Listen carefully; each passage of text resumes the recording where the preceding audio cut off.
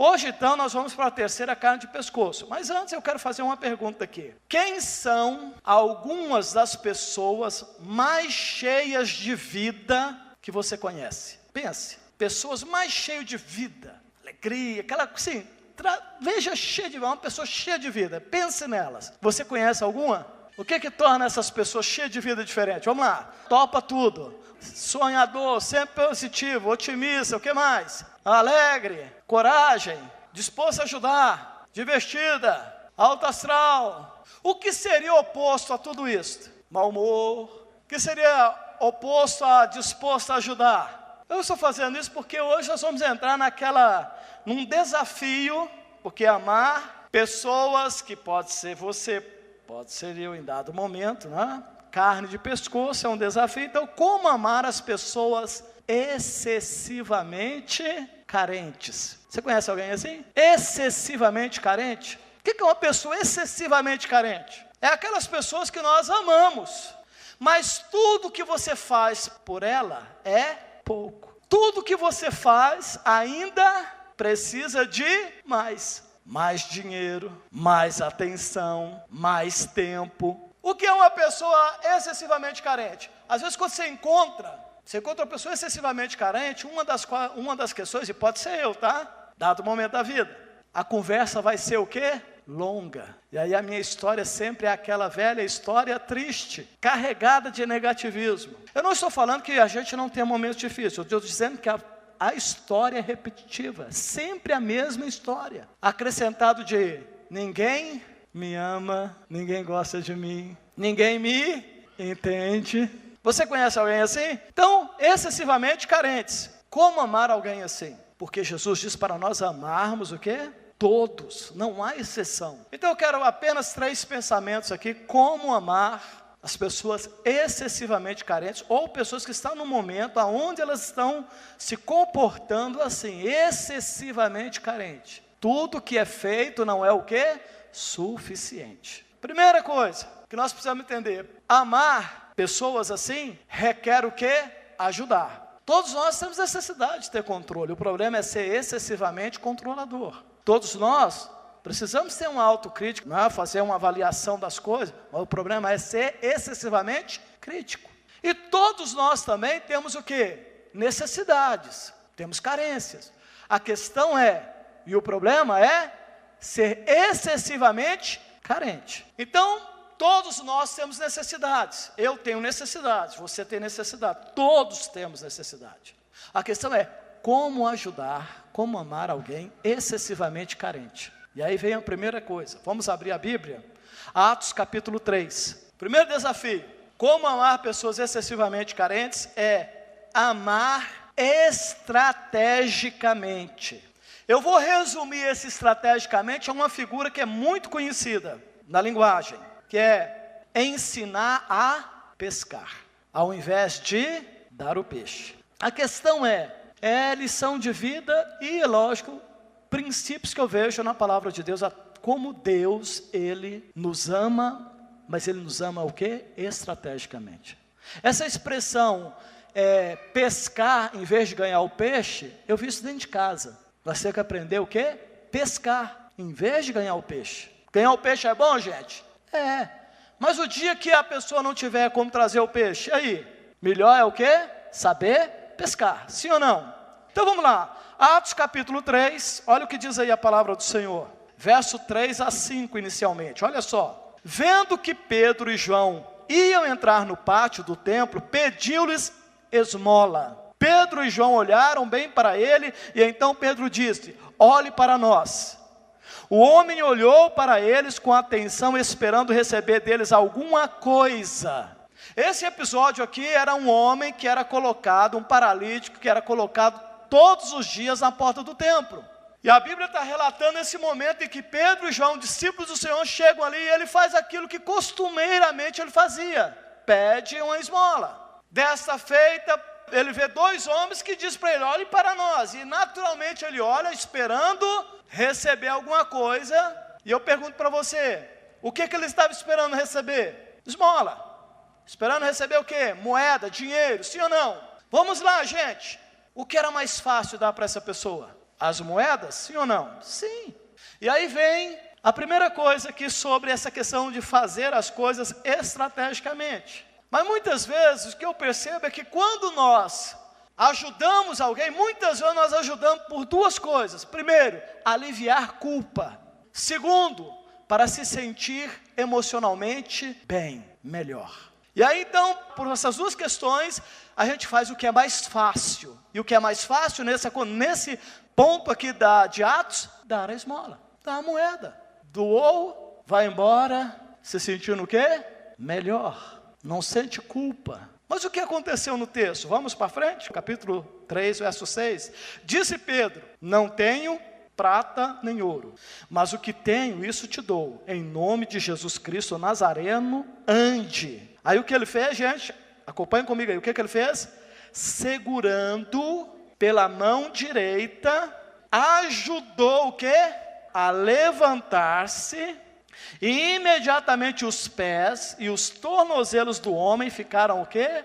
Firmes. Qual que é mais fácil? Dar a moeda ou fazer isso aí? Qual que é mais fácil, gente? A ou B?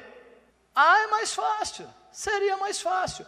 A é o que habitualmente muitos fazem até hoje, para não se sentir o quê? Culpados e se sentirem emocionalmente bem.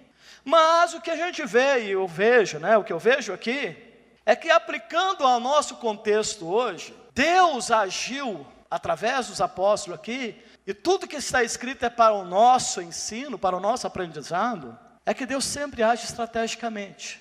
E no caso desse paralítico aqui, depois da cura, ele precisou voltar lá para pedir esmola novamente? Não, porque agora ele pode o quê, gente? Ele pode trabalhar. Mas quem aqui já esteve em rodoviária e já viu pessoas pedindo, olha, eu estou precisando, e sempre tem uma história, para comprar a passagem aqui agora, e Alguém já teve essa experiência?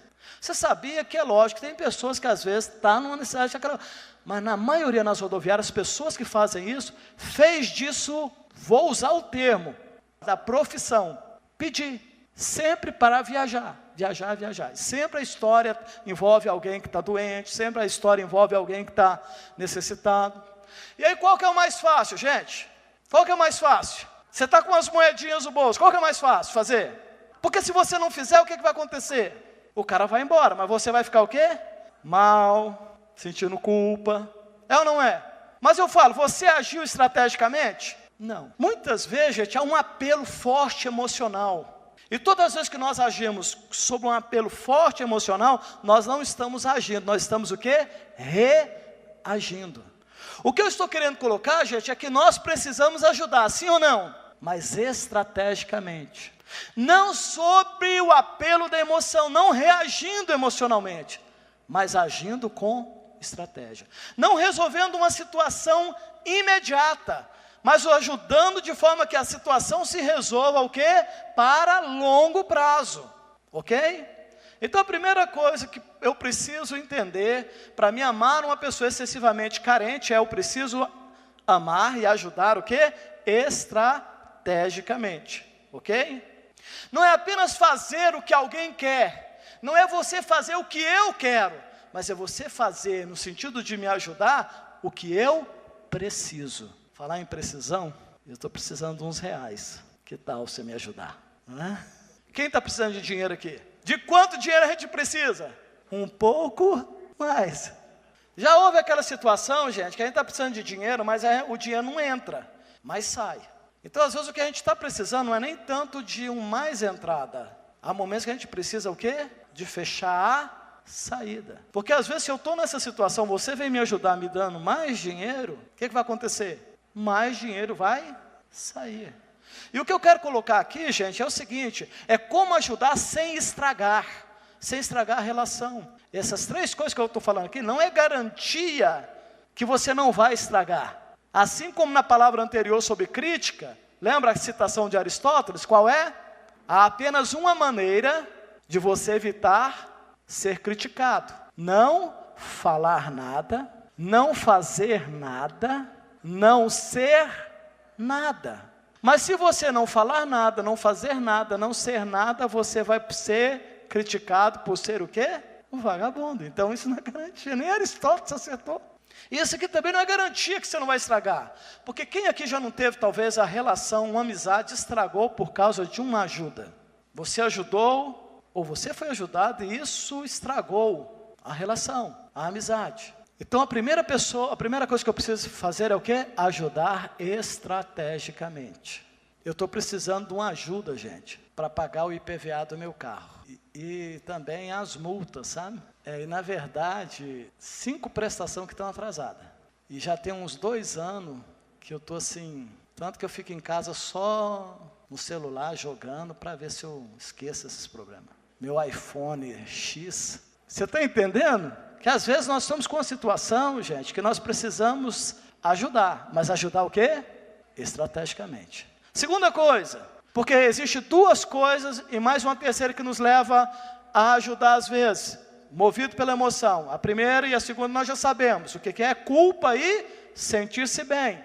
Mas existe uma outra terceira coisa que leva as pessoas emocionalmente a agir, é o sentimento de superioridade. Então eu vou te ajudar para você entender que eu sou, ou não você entender, mas para que eu entenda que eu sou melhor. Porque olha só o que Jesus fez. Jesus, quando contou uma parábola, e Jesus quando conta a parábola, nós vemos na palavra de Jesus o quê? Como ele aborda, como ele vê as coisas. E Jesus é quem? Deus. E Jesus contou uma parábola dos trabalhadores da última hora. Quem lembra da parábola? Um dono de uma fazenda tinha um trabalho na fazenda para fazer. Aí ele chega e fala, no começo do dia, bem cedo, bem cedinho, ele chama os trabalhadores, olha, eu tenho uma obra lá, ele viu uma turma desocupada, falou assim, tem trabalho na minha fazenda. Esses caras desocupados foram trabalhar. Com essa primeira turma, o dono da fazenda falou assim, olha, eu vou combinar com vocês pagarem o quê? 1 denário pelo dia de trabalho. Combinou, certo? Passou tantas horas, o dono da fazenda estava ali, chegou, olhou, viu outras pessoas desocupadas, sem trabalho, sem afazeres, chegou e falou assim, olha, vão trabalhar, vamos lá, que seja lá por volta das 9 da manhã, olha, eu tenho trabalho lá na fazenda, vai trabalhar, e no final do dia, eu te pagarei o que for justo. Ele não falou o valor, Jesus está contando essa parábola. E Jesus conta que esse proprietário fez assim com várias turmas, até que chegou uma que só faltava 1 hora para terminar o dia de trabalho, 1 hora. E aí ele chega e fala para essa turma que está ali, fala assim, olha, vão trabalhar e no final eu vou acertar com vocês o que for justo. Eles foram. O que era mais fácil fazer com essa última turma, gente? Dar o dinheiro ou mandar ir trabalhar? Sejamos sinceros, você quer ajudar? Só que Jesus não conta assim, mandou a turma, pediu para a turma ir lá trabalhar se quiserem. Eles foram. Quando chegou no final do dia, começou a acertar pela última turma, não foi? Exatamente. A turma que trabalhou só 1 hora, chegou lá, pagou 1 denário. E foi pagando 1 denário, 1 denário. Aquela primeira turma, falou assim, não, os caras que trabalhou 1 hora só, ganhou 1 denário, então não vai. Só que o dono da fazenda não combinou com os demais quanto pagaria. Falou que pagaria o que ele... No final, o que acontece é que há aquela questão, olha, todo mundo trabalhou, ganhou 1 denário, nós trabalhamos o dia todo. Sim, eu combinei com vocês o quê? 1 denário. Então, se eu tô parecendo injusto porque eu usei generosamente. Em resumo, gente, o que eu quero tirar dessa parábola é que, nisso aí eu vejo a estratégia de ajudar o quê? Estrategicamente. Seria muito mais fácil dar o dinheiro do que um serviço e pagar generosamente. Ok? Beleza? Segunda coisa, eu preciso ajudar com moderação. Primeira palavra, estrategicamente. Segunda, com moderação. Abra sua Bíblia em Marcos capítulo 1. Jesus serviu desinteressadamente. Ele serviu todas as pessoas sem nenhum interesse. Segundo, Jesus amou todas as pessoas autenticamente. Jesus doou generosamente.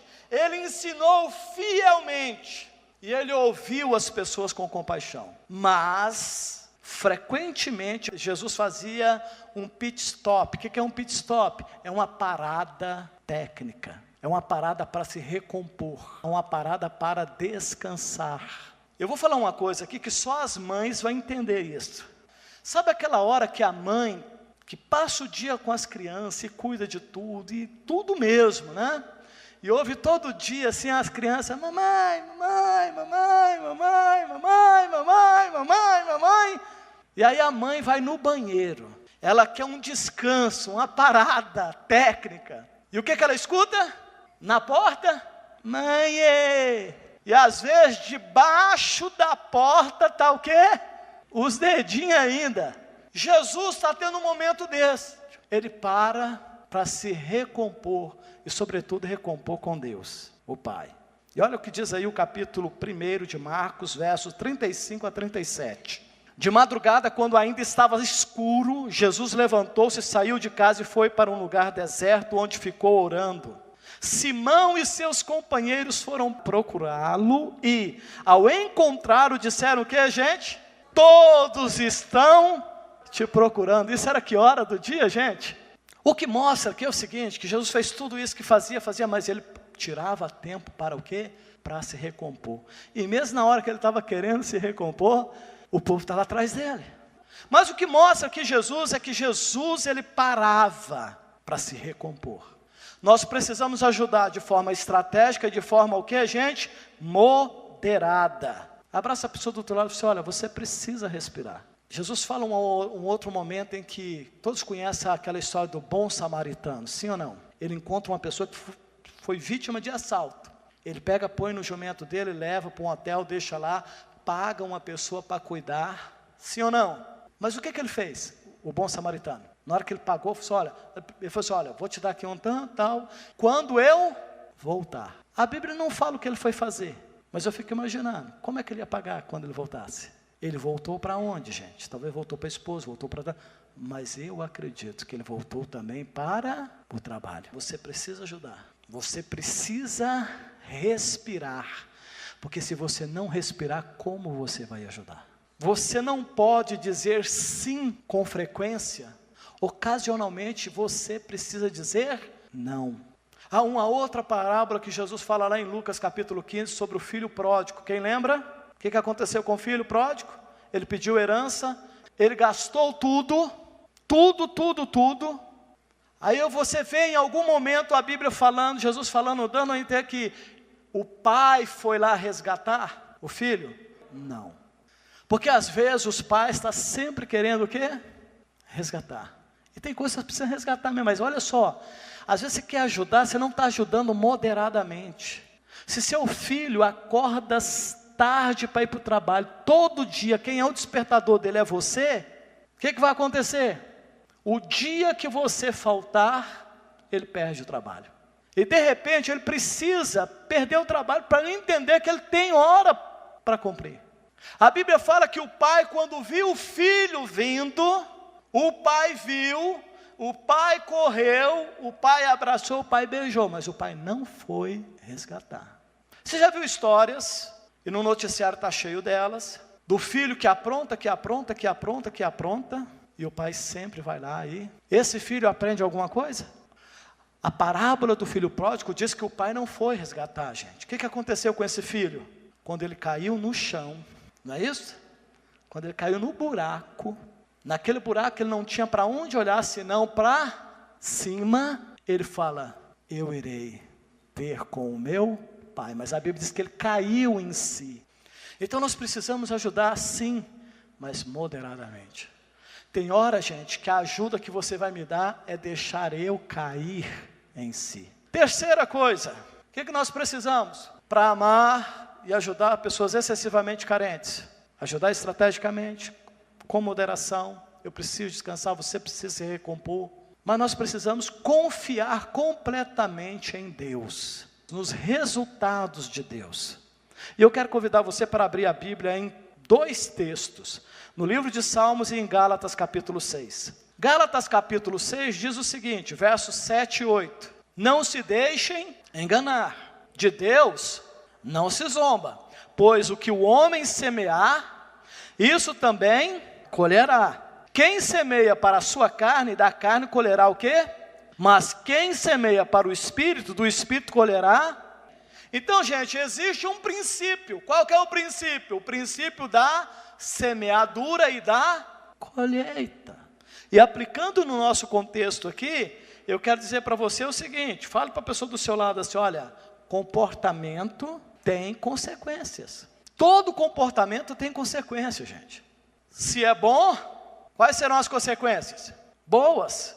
Se é mal, quais serão as consequências? E o Salmo 70, já abra a sua Bíblia aí, daqui a pouco nós vamos ler. Como é que eu preciso ajudar? Eu preciso ajudar estrategicamente, moderadamente, mas confiando nos resultados de Deus. Diga para a pessoa do outro lado assim: confie plenamente em Deus. Quando você for ajudar, saiba que Deus tem os resultados dele. Tem coisa que nós não sabemos, mas Deus sabe. O Salmo 70, verso 5, para fechar, diz o seguinte, olha aí na sua Bíblia, Salmo 70, verso 5. Quanto a mim, sou pobre e... Quem é que está falando isso? Quem é o salmista? Davi. Quem é Davi? Posição dele, social. Rei de Israel, autoridade máxima. Está falando que é o quê? Pobre e necessitado. E ainda apressa-te, ó Deus, tu és o meu socorro e o meu libertador. Senhor, não te demores. Eu quero resumir esse ponto com o seguinte: confie completamente em Deus. Eu não sou a fonte, eu não sou a solução para você. Você não é a fonte, não é a solução para a minha vida. Você é apenas um canal. Eu sou apenas um canal, mas a fonte é o Senhor. O que eu preciso e você precisa? Eu preciso o tempo todo estar te lembrando de quem é o teu Senhor, Jesus. Você precisa o tempo todo estar me encorajando, lembrando quem é o meu Deus, é Jesus. Nós somos apenas o canal. Quando eu entendo que, de uma certa forma, alguém chegou até você, abençoou ou me abençoou, a fonte é o Senhor, o canal foi aquele ali. O problema nosso é que às vezes nós estamos querendo depender do canal. Quem é Davi? Rei de Israel. E ele está falando, eu sou pobre e necessitado. E eu sei que alguns aqui estão com dúvida, será? O cara é rei, tira o reino de Davi. Não, mas ele ainda é um cara corajoso. Tire a coragem de Davi, tire a força de vontade de Davi, tire o ânimo de Davi. O que ele é? Pobre. Todos nós somos necessitados, gente. Você já viu aquela situação que às vezes você vai ajudar alguém, vai fazer uma visita para alguém, você sai de lá animado? A pessoa que recebeu a sua ajuda, na verdade te ajudou? Diga para a pessoa do outro lado: ajude estrategicamente, moderadamente e confie nos resultados de Deus. Confie no Senhor.